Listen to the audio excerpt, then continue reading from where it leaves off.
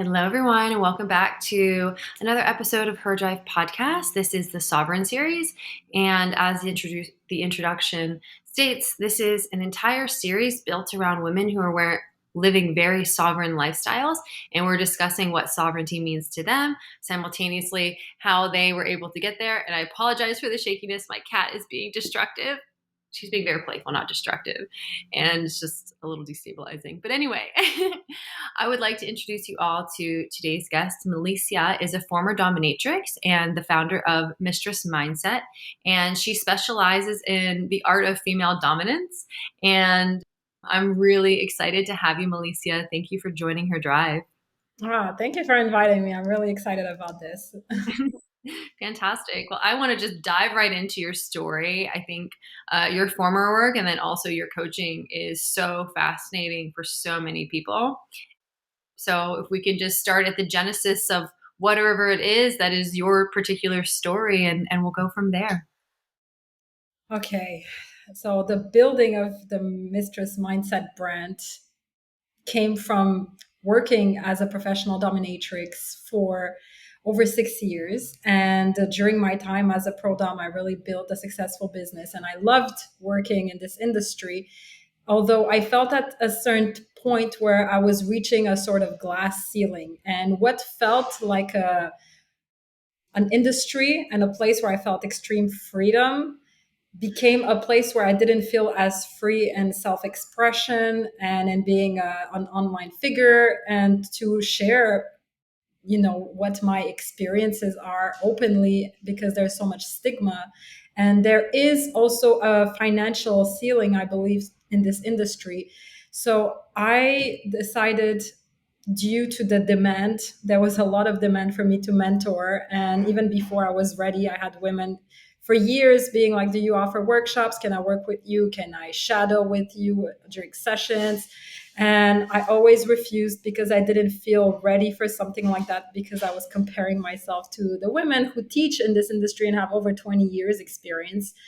But one day there was this woman that came and I was like, yeah, I've only been doing this for 5 years back then.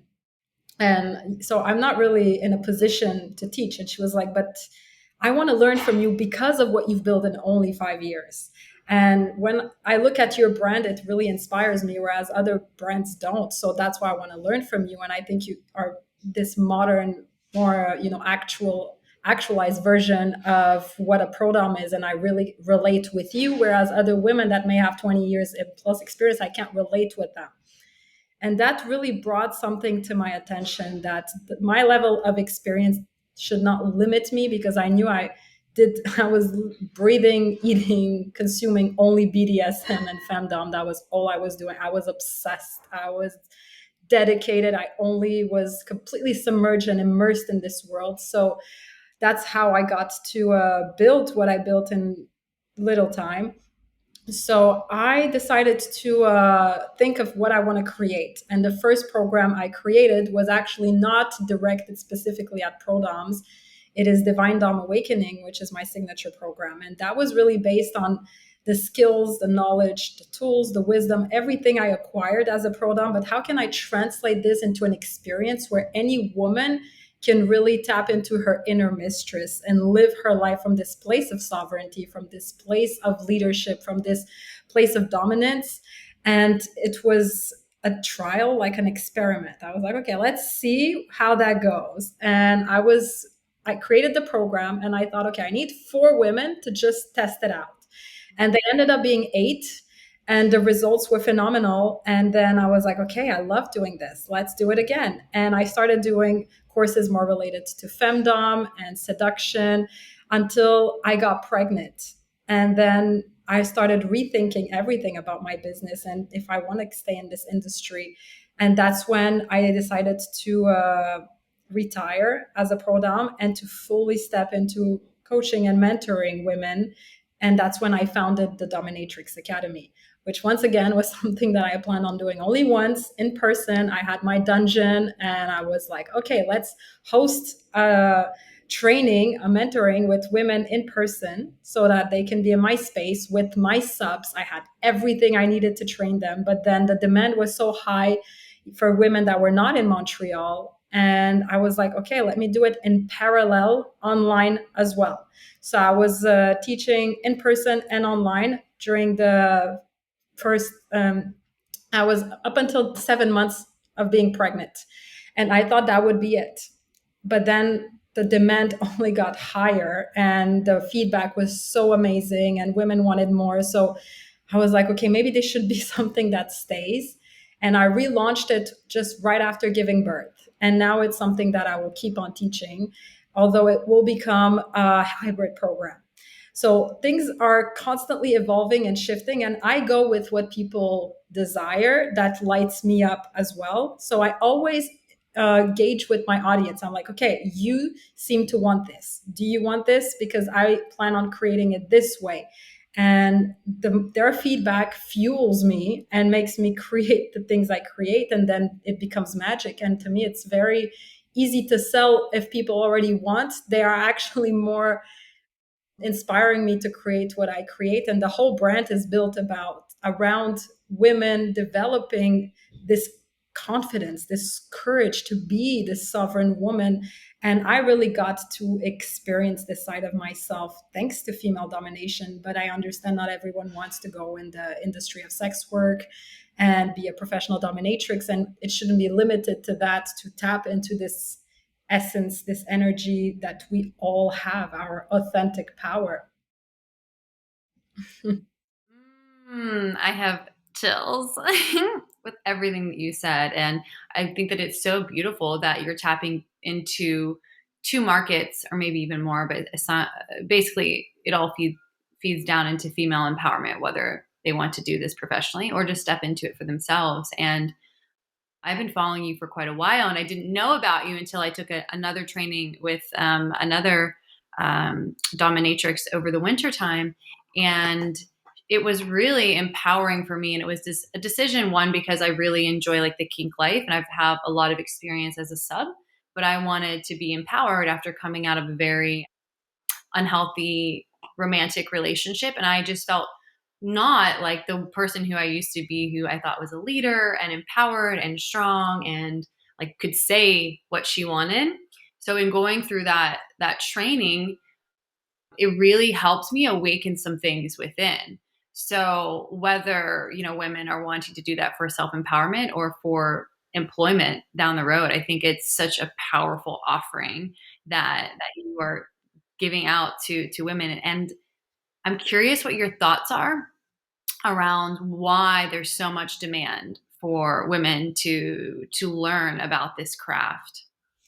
Yes, it's true. There's more and more demand. First of all, it's more visible. And I believe it is because of our conditioning, the good girl conditioning, and women more and more aware of how that keeps them in bondage, how that keeps them restricted, keeps them tamed, keeps them limited.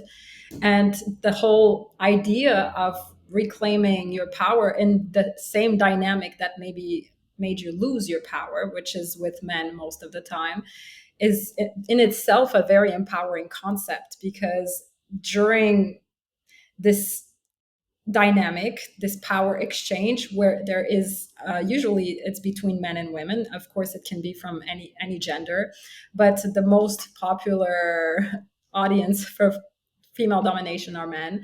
And I do believe that the idea of dominating a man is like a form of reclamation of our power, and it is a way to feel like you're smashing patriarchy in some way. So it is exciting, especially when it comes from sharing this experience with someone who willingly and with desire and pleasure offers this and is like relinquishing their power. So you're not taking it from them, you're actually receiving it almost as a gift. So it's a very healthy dynamic, or at least that's what you want.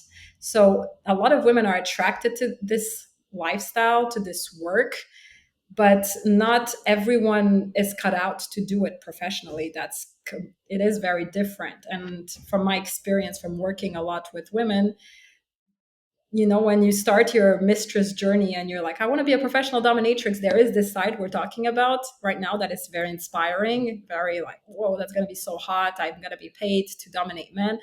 but simultaneously you become an entrepreneur, you start a business. And that is the part that I believe not everyone realizes when they start. So you go on an entrepreneurial journey with a startup, and you're discovering yourself and stepping into that new version or extension of yourself, which will require some self work, because there are a lot of limiting beliefs or maybe stories we tell ourselves. That's why I called my brand Mistress Mindset, because to me, it all starts with your mindset. And when you develop a mindset that is about sovereignty, that is about being the one, being the first, being the leader, being the one that takes full ownership and accountability, and that you really believe in yourself, you trust yourself, and you have powerful self-worth, it will completely change your experience than just performing dominance. I've never heard it put that way, but it really rings true. And for your clients, when they're moving through this process, whether it's playing with a partner or moving into a professional landscape, what are some of the roadblocks that are most common? For the women I work with, Yeah. Yeah. Do you see any type of like point where it's like a growth edge that most people have when they start to actually play? imposter syndrome, Uh, that's the biggest one. Self-doubt, and being used to always, how we are conditioned, being used to think of male pleasure is so ingrained that even when you're in a context, in a scene where you are the person that holds the power and that decides how to direct it, a lot of women unconsciously still think first, is he pleased? Is he happy? Is he going to come back? Instead of, am I pleased? Am I happy with him? Do I want him to come back? And to really put the focus around their own pleasure and not male's pleasure as the forefront. So, coming from a society that is very phallocentric, it is hard to deviate from male's pleasure as an end goal. And I love deconstructing this with my male clients, but now with my female clients as well. You're the Dom, so your pleasure should be at the core of the scene, like the main thing that we move towards. And of course, you want to take into consideration the person that is playing. Sorry, I keep receiving messages. The person that is playing with you, but that shouldn't be the main focus, because that even takes away from their experience as a submissive if they feel like they have that power to direct the scene. mm-hmm. And for those who are not familiar with power dynamics, can we talk about that a little bit? Well, the power dynamic is a power exchange where one person relinquishes their power to another, and you become the person that holds the power, so that can decide, okay, you're going to be in this position, you're going to be now doing this thing, or not talking, or talking and saying that thing and saying it in this way, and the other person obeys and follows the commands. I need to close this because it's going to be very distracting. Sorry. And that is, where did you go? At the core, it is about being able to, in any relationship, in any interaction, there is a dynamic, and there is always a power dynamic. There's always someone who dominates the conversation. And in a healthy power dynamic in everyday life, you are the dom and the sub. So when you listen, you're in the submissive state of attention. When you are talking, you're in the dominant state of attention. So in the power dynamic, there is this switching that happens. But in female domination, or when you're with a dominant person in a scene where you want to feel your submissiveness, then the person that dominates will hold that state of attention, will hold the power in that dynamic. And that is consensual. It is what both people want. And for some people who have looked at like BDSM and kink and dom sub play and kind of have this aversion, because they think it might be like bad or evil or playing off traumas or like sick. There's all these adjectives that are sometimes associated. What's the feedback for those types of folks to potentially open up their viewpoint a little bit? So, yes, I've heard a lot of stigma around BDSM and even from people in the community. And it's very interesting to me because when I experience play with people that come into wanting to discover this side of themselves, want to play, want to explore, play, discover themselves, it's rare that they're conscious of like, oh, this is exactly where this happened, this is why I want this. And the thing is that focusing on where it came from doesn't really serve the scene in any way. And maybe there are people that have trauma and that they get to heal with BDSM, but I think it's a very low number. And now that I am a mother, what I realized, which I have not realized until now, it my whole year of my all my years of working, I didn't even click about this until I became a mother. Now my take on it is when we are children, everyone, when we are children, there is a sense of helplessness. We depend on our parents. And this helplessness at the same time is not a choice. It is, we have this powerlessness, this helplessness where the parent has full control over us. And it comes from a place of love, how they take care of us. But the objects that are used to secure children, just putting them in their crib, a crib is like a little cage. When you secure a child in his car seat, in his high chair, in his bouncing chair, it's a form of bondage. And this type of bondage is not coming from a place of punishment. It's coming from a place of security. I want you to be safe. That's why I'm putting you here. So it makes children feel safe. It makes them feel taken care of. And even discipline is something that we are all to some level in a different way disciplined as children. We're not just, growing like weeds in nature. We're disciplined. We have a certain structure, and some have a more firm structure, a more strict structure than others. But everyone has some level of discipline as a baby, as a child growing up. And that makes us feel secure and safe, that we can trust the parents, that they're taking care of us, that they love us. They're not just like neglecting us, which would be the opposite of that. So I think actually that we associate subconsciously a lot of the practices with something that makes us feel safe and secure more than some trauma. People, when they're in heavy bondage, they feel held. When you are tied in shibari and rope, you feel secure, held. It's a place where you can just melt in and you're held by the ropes. It doesn't feel like, oh, this is horrible. And it's not related to a trauma. And maybe for very small percentage, something bad happened to them and they got actually restricted against their will. But a lot of us have experienced this, if not everyone, during childhood. So there is more, to me, an association with a sense of safety and security that makes us feel cared for, makes us feel seen, makes us feel held by a person we trust than anything else. I've never heard that connection, but it makes perfect sense. Absolutely. In my my personal conversations, it seems like a lot of people are really wanting to like surrender and play the submissive more so than the dominant. And I'm curious as to why you think that might be. Because being the dominant means holding all the responsibility. And being the submissive means letting go of all responsibility.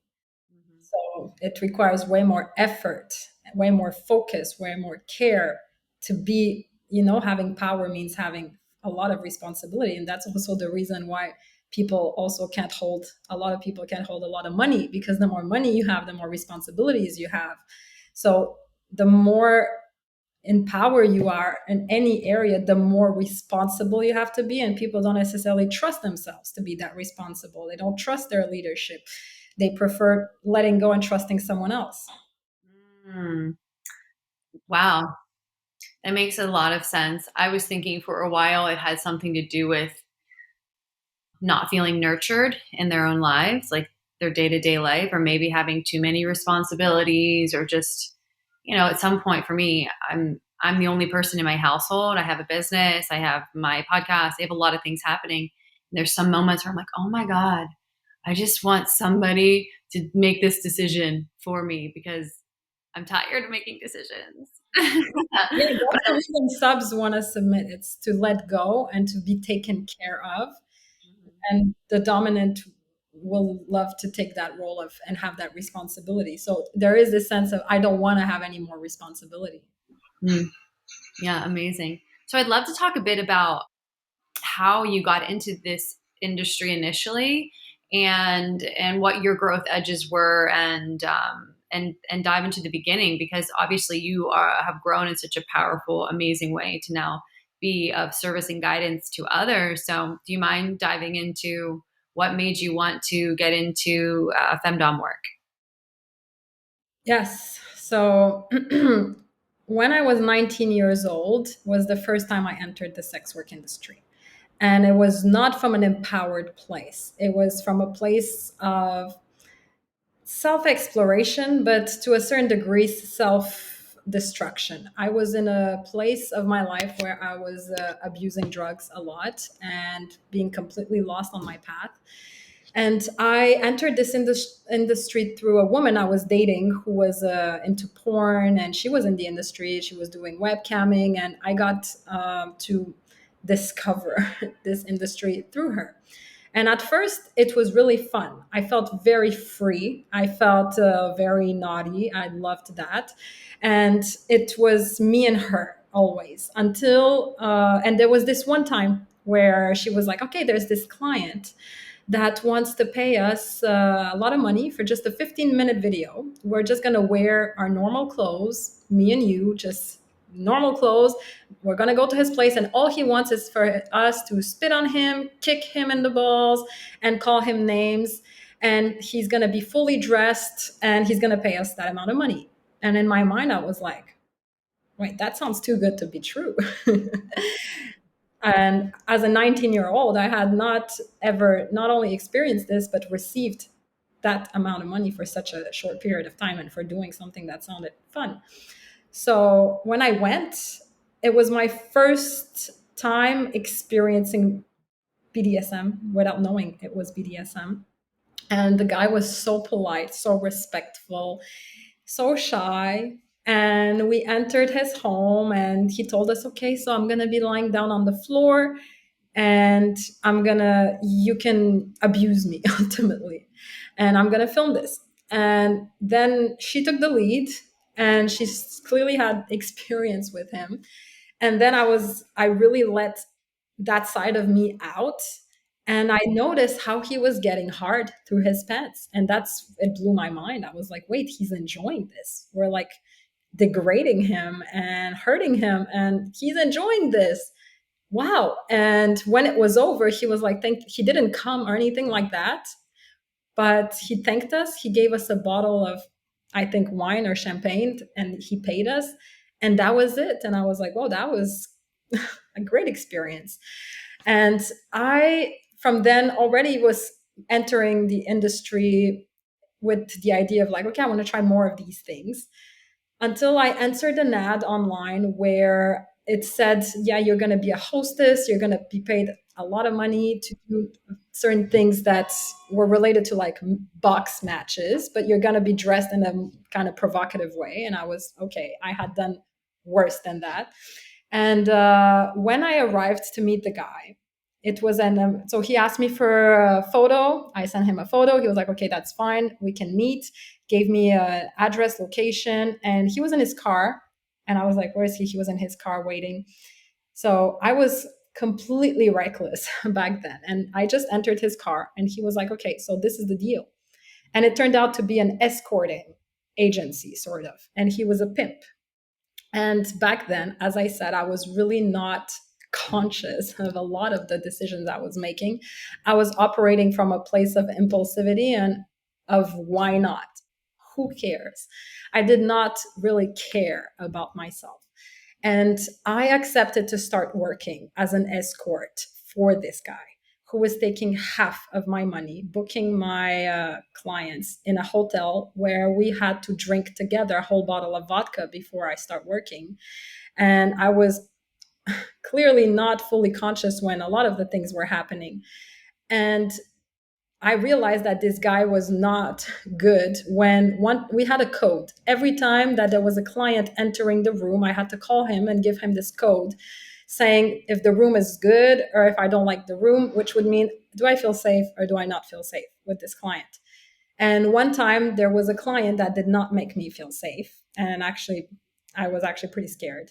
So I called him and I said, the room is really bad. I don't like it. And he did show up. He did almost beat up the guy. The guy left. But then he wanted me to reward him, to like to thank him for that. And without a condom. And the whole thing was like, you can sleep with these men always with a condom, but we had to sleep with him without a condom. And there was a lot of abuse. And we even got arrested 2 times. And I had to say that he's my boyfriend. And I got caught up in sex trafficking, to say that in a short way, from which I had a very hard time escaping. There was threats and I had to pay him off and I had to manipulate him. I went to Bulgaria to take care of my grandmother, which he granted me okay, you can have this time to go see your grandmother. And while I was there, while I was with her, while I was back to my roots, I am originally Bulgarian. It really felt like, what the fuck am I doing with my life? That's when I had my reality check, being with her, being there, so far away from my reality. And that's when I was like, oh, this is done. Like, I can't do this. And I'm a very, like, when I decide something, there's no way, no turning back. And I was like, this is over. I can't do this anymore. So I wrote him an email to which he replied, I know where your parents live. If you want to leave this and this is going to happen. A lot of threats. I felt very scared and powerless from where I was. So I thought the only way to get to this guy is not to threaten him in exchange and confront him. I have to manipulate him. And I knew certain personal things about him. We've been working together for a few months. And I told him, listen, I know this and that about you. And when we were arrested these 2 times, they took our, IDs. They also know that. And you're such a great boss that it would be such a shame for all the women working for you to lose you because you would go to prison. That would be really sad because they might end up in the hands of really bad guys. What you're doing is so good. And I really want you to continue. I just want you to let me go because I feel like I'm done with this and I will pay you. And the way I put it, he actually replied with a message, look, you've been the best. I want to train you so you can train other girls. You're going to have VIP clients. I really he was actually sold. And I knew at this point after the threats that there is no chance in hell I'm going back there. So I told him, look, I'm definitely keeping your number if I change my mind. So I let him believe that this might not be the end. But right now, I want to just stay in Bulgaria. So that felt like the end of it. Then I had to pay him for the time that I left. And I felt like I never want to go back in this industry. It felt very dangerous. And I've had very bad experiences. I even have my girlfriends have very bad experiences. So it was associated with trauma. And then when I moved to Australia many years later, I felt like I'm completely far away from everything that I know, my familiar, my identity, everything I had attachment to. So I could recreate myself. And as I was looking for work there, someone told me, why don't you do you would be a good dominatrix, they told me. They were like, oh, I know this girl, she does this. You would be really good at being a dominatrix. And I was like, what is a dominatrix? So I did some research. And as I was reading, I'm like, this is like reading about myself. Like there is so much in the character or the archetype that I am naturally like that. I'm a very dominant person naturally. And I used to only date women most of my life. And I always wore the strap on. So I was like, I could, just use my strap on and keep doing what I'm doing and be paid for it. And I decided to re enter this industry completely conscious with a very clear intention, with very clear boundaries of what I'm willing to do and what I'm not willing to do, and to build it from the ground up based on only me leading myself and not, being with someone that is a boss to me that would tell me where and how and who. So I started my business with really like a sense of like, I need to do this properly to stay safe and to make it sustainable. And it started from little by little until at some point I was like, this is what I'm meant to be, and this is going to be my life. And I really believe this is going to be something I would do forever. And I still feel like I am in that industry through the women I work with, even if I'm not in the sessions. I work with a lot of prodoms and on their business. So I'm still in it, even if I'm not directly in it. And it comes from this deep desire and mission to build businesses of prodoms, of sex workers, in such a powerful way that they never have to do anything for money that they wouldn't want to, or that they would fall into seeing clients that would be like, oh, why don't you just do this? I'll pay you more. And they're like, oh, okay. Money that feels like it was given to you from a place of need and lack, and that you step on your own boundaries and worth to accept. And I've been there. And to me, it's so important for women to never be in that situation. So that is something that really, really lights me up in my work. Oh my God, what an empowering story because one, going back to, the sex trafficking industry, it's so pervasive. And I volunteer with an organization who rescues women, helps liberate them from that industry when they're ready. And so few get out. And once they do, a lot of them struggle for the rest of their lives.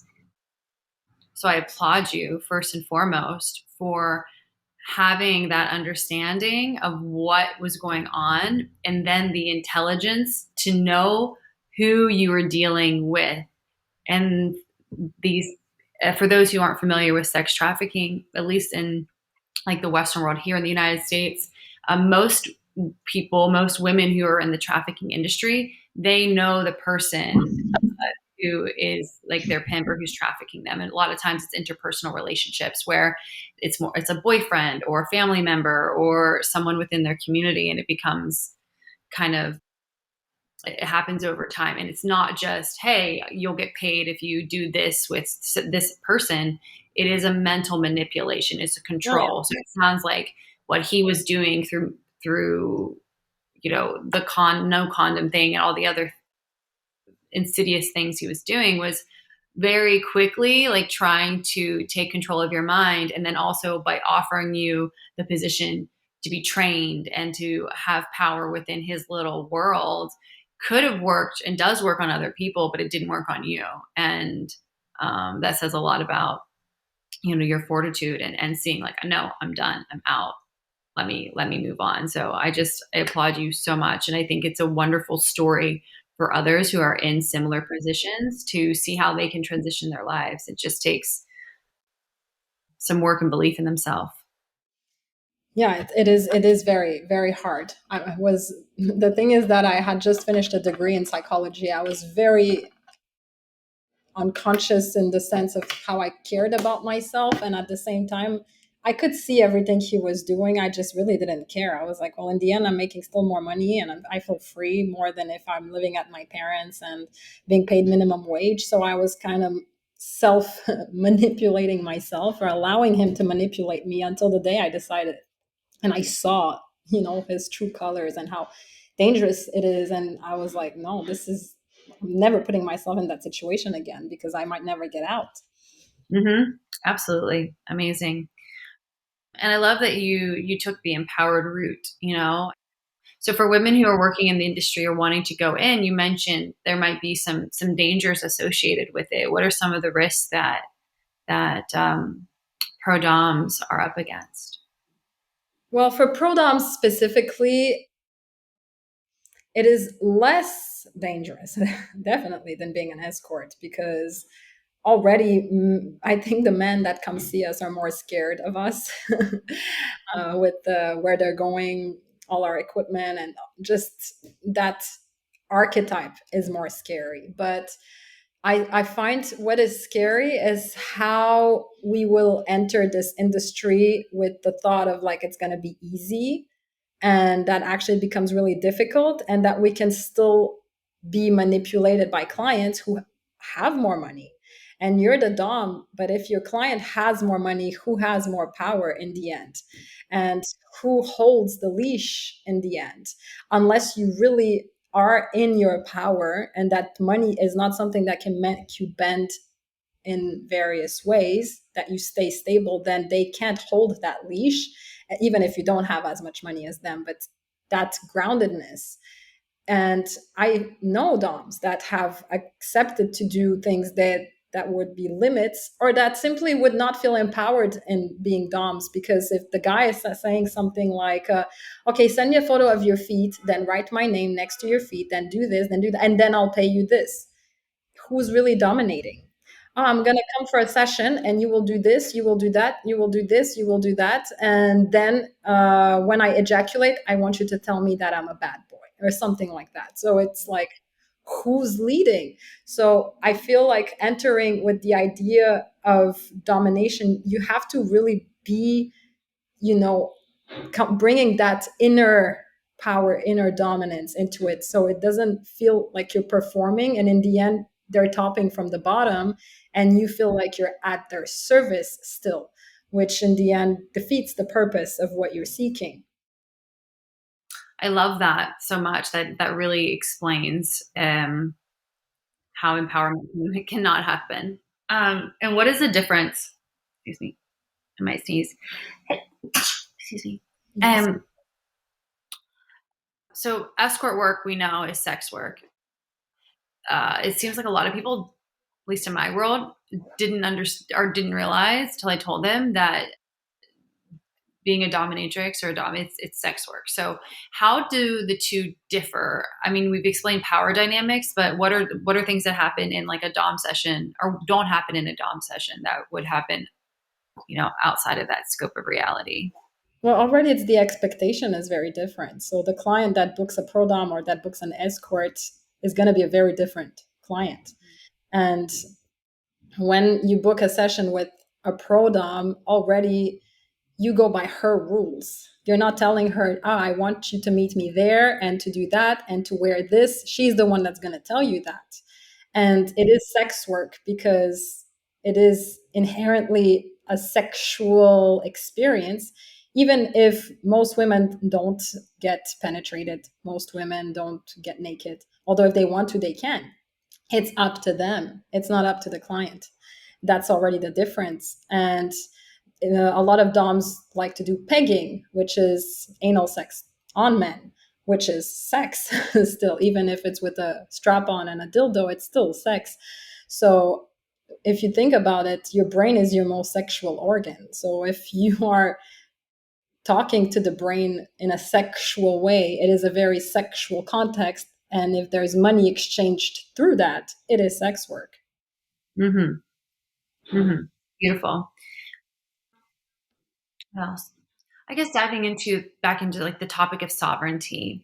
What is your definition of being sovereign?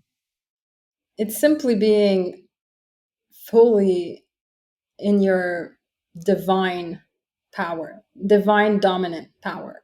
So I have this archetype that I call the divine dom, which is the innate dominant alpha woman within us. And that is the woman who has permission to ask and do what she wants without being, a people pleaser, without being influenced by what other people want or what people think she should be. Like that genuine woman that's like, this is what I want, this is how I want it. And that to me is sovereignty, is knowing yourself, knowing your value, your worth, and having self respect for yourself, self love for yourself, to the point that you would not allow anyone or anything make you doubt that or make you bend in various ways to prove that, because you're secure in that feeling and that knowing of yourself. Mm. Wow. And if someone's struggling to find their sovereignty, what's some advice that you can provide for them? Join Divine Dom Awakening. Yes. The whole program is based around building that self sovereignty. And my first advice would be to rewrite the stories that hold you small, to stop settling for the minimum, the less, because we are conditioned to play small as women. But there is a relationship between playing small and the fear of being seen, because the more seen you are, the more beautiful you are, the more attention you have, the more dangerous it can feel, the more unsafe it can feel. So being comfortable being seen in that light and that power that you exude. Of course, if you're beautiful and powerful, you will be seen and looked at. And you have to be able to hold the gaze. You have to be able to be like, yeah, you can look at me. I'm fine with that. But the moment you bend down and like, oh, why are they looking? What's going to happen to me? Because we're conditioned to always feel like something bad is going to happen to us as women. We're always in danger, that we almost forget how dangerous we are. And to me, that is the main shift that needs to happen, is like, what am I really scared of? Am I scared of having my power taken away, or am I scared of how powerful I am if I allow myself to be? I love all that you said. It really hits on a personal level. And I've never heard it phrased like, are you scared of how powerful and dangerous you are? Like, we forgot. We forgot. Well, I think it's been generation after generation after generation of conditioning women and religions telling us that we're snakes and temptresses. And yeah, we can be, but that's part of the that's a part of the fun. But making that a bad thing. And wow, Mm. I've really enjoyed talking to you. And I have a question that I ask everyone who comes on Her Drive, and I'm very excited to hear your answer. But if you could go back in time and ask or give yourself some words of wisdom, what age would you be and what would you say? I would definitely tell myself, stop wasting your time. I feel like I wasted so much time, which now I'm like, maybe it wasn't wasted because it built the person I am. But I feel like I wasted a lot of time being just with experimenting things that I don't necessarily needed to experiment. So I would just say, like, get focused, like, get serious. Like, you have now a lot of energy. You're young. I would speak probably to my teenage self. Yeah. That's so beautiful and powerful. Well, Malissia, thank you so much for being a guest. And if there's anything you'd like to leave us with, please go ahead. The floor is yours. Okay. Well, I just want to say that it doesn't matter where you come from and where you want to go, what you want to create, as long as you trust yourself and you believe in yourself and you have the courage to do it, it is completely possible. And confidence is all about courage. I think that's the main thing that women love learning and discovering about themselves, is their confidence. So, how can you be more courageous in just the little things? Just showing up on camera, just asking that person out, just going to an event by yourself. These little things where you test your courage is what's going to build your confidence. Wow, so powerful, so true. I love it very much. Well, where can everyone find you and your work? On Instagram mostly, it's that's where I mostly hang out. It's mistress.mindset. Perfect. Amazing. Well, everyone, of course, all of this contact information will be shared in the show notes. And thank you so much. I've really learned a lot in this short amount of time that we've shared together. And it was just a true honor to hear more of your story. Thank you Thank for you. being It was a pleasure. here. Thank you. Mhm. Thank you for witnessing this episode of Her Drive Sovereign, and I invite you to celebrate with us on summer solstice for a retreat for women by women. To learn more, visit her-drive.com/events, and cheers to sovereignty. Love you, ladies.